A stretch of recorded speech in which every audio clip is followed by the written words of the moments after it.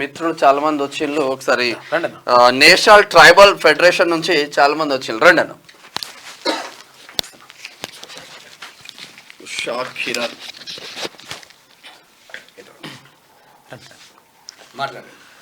నమస్తే. శరణార్థి పత్రిక మరియు క్యూనిస్కు మేము మమ్మల్ని ఆహ్వానించినందుకు, మేము వచ్చినందుకు. నేషనల్ ట్రైబల్ ఫెడరేషన్ స్టేట్ అధ్యక్షుడు ఉషా కిరణ్. నమస్తే అండి. ఎట్లా ఉందన్న రాష్ట్రంలో ఎట్లా ఉంది? ఎమ్మెల్సీ ఇప్పుడు తీన్మార్ మల్లన్న కాంగ్రెస్ పార్టీ అభ్యర్థిగా బరిలో ఉంటున్నారు. దీనిపైన మీరు ఏమనుకుంటున్నారు? నార్మల్గా మేము ఒక ప్రత్యేకమైన ఉద్దేశంతో ఇక్కడికి రావడం జరిగింది. చెప్పండి. మేము 2 విషయాలు చెప్పదలుచుకున్నాం. ఈ రాష్ట్రంలో అసెంబ్లీ ఎన్నికల తర్వాత, ప్రభుత్వం ఏర్పడిన తర్వాత వచ్చిన ఒక క్లారిఫికేషన్ మేము ఇక్కడ ఇవ్వదలుచుకున్నాం. అదేంటంటే, గతంలో ఉన్నటువంటి ఉద్యమ పార్టీ అని చెప్పేసి ఒక ఫోబియాని క్రియేట్ చేసి ఈ రాష్ట్రము బంగారు తెలంగాణ అని చెప్పి ప్రచారం అబద్ధమని ఎప్పుడు తెలిసిందంటే, మరో పార్టీ అధికారంలోకి రాగానే తెలిసింది చాలామంది సమాజానికి. ఇది ఒక బంగారు గుడ్డు అని నా చేతిలో ఏదైనా పెట్టినప్పుడు నిజమేనేమనుకునే అవకాశం ఈ సమాజానికి ఉంటుంది. కానీ తర్వాత దాని పక్కన ఇంకొక మామూలు గుడ్డు చూపిస్తే ఇది బంగారంది కాదు, కోడిగుడ్డు అంటే కోడిగుడ్డే అనుకోవాల్సి వస్తుంది. ఆ విధంగా ప్రజానికానికి చాలా చక్కటి సందేశం ఈ కాంగ్రెస్ పార్టీ ఇచ్చింది. ప్రజల్లో వచ్చిన మార్పును మేము చాలా గర్వించాం. ప్రజలు ఒక ఫోబియాలో ఒక విధానాన్ని సృష్టించి అది వచ్చేసింది, అయిపోయింది, పార్టీ అధికారంలోకి వచ్చింది. ఇప్పుడు ఏం చెప్పదలుచుకున్నారు?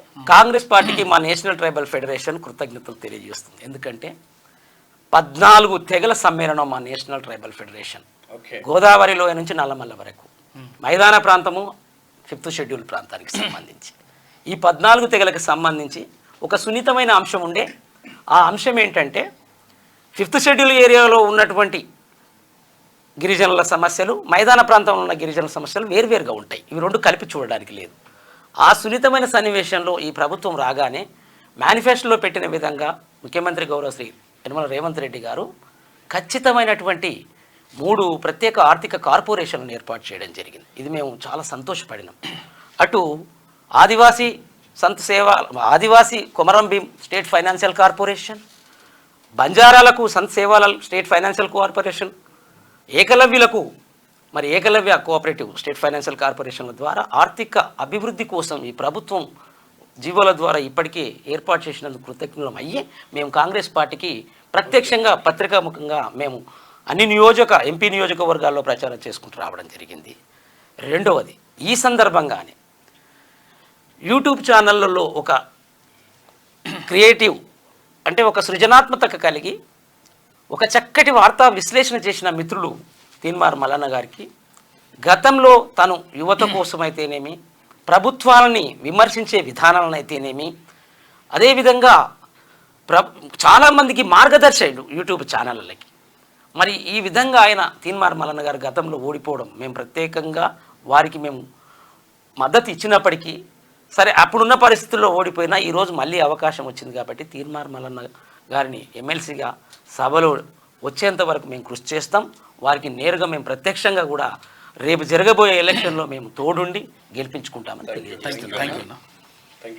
రైట్. కానీ ఇంత స్పష్టంగా మాట్లాడుతున్నావు అంటే మీది మదర్ టంగ్ ఏంది? నాది తెలుగు. నేను ఏకలవ్య కమ్యూనిటీకి చెందిన నేను IAS ట్రైనర్ని. నేను 50,000 మందికి కోచింగ్లు ఇవ్వడం, గ్రూప్ 1 గ్రూప్ 2 ఒక విద్యావేత్తగా గుర్తింపు ఉంది. సో కాబట్టి ఒక 5,000 మంది ఉద్యోగులను తయారు చేసుకోవడం అన్ని జరిగినవి. తెగలు అంటే మళ్ళీ చాలా మందికి డౌట్ ఉంటుంది అసలు. అంటే తెలిసిన వాళ్ళకి తెలుస్తుంది. తెగలు అంటే గిరిజనులు, ఆదివాసీలు, మొత్తం 14 తెగలు తెలంగాణ రాష్ట్రంలో. అంటే గోండులు ఉంటారు, చెప్తారు. దాని గురించి మీరు నాకు అవకాశం ఇస్తే, ఆదివాసీలు చెప్పాలి. 2 రకాలు. ఒకటి మైదాన ప్రాంతంలోకి వచ్చి స్థిరపడి నివసిస్తున్న వాళ్ళు, 2 అడవుల్లో ఉన్నవాళ్ళు. అడవుల్లో ఉన్న వాళ్ళను ఆదివాసీలని, మైదాన ప్రాంతంలో ఉన్న వాళ్ళని గిరిజనులు అని ఒక సాంప్రదాయబద్ధమైనటువంటి పదాలు ఉన్నాయండి. ఇక్కడ లంబాడీలు, ఏకలవ్యులు సాధారణంగా మైదాన ప్రాంతంలోకి చేరుకున్నారు. వీరు కాక మిగిలిన కోయ, గోండు, పార్దన్లు, నాయకపోడ్లు, కొండరెడ్లు, కోలామీలు, ఈ మిగిలిన 9 చెంచులు, వీళ్ళందరూ కూడా అడవి ప్రాంతంలో ఉండే వాళ్ళు ఆదివాసీలు అంటున్నాం. వీరి కోసం మేము కృషి చేస్తున్నాం అండి. థ్యాంక్ యూ అన్న. Thank you.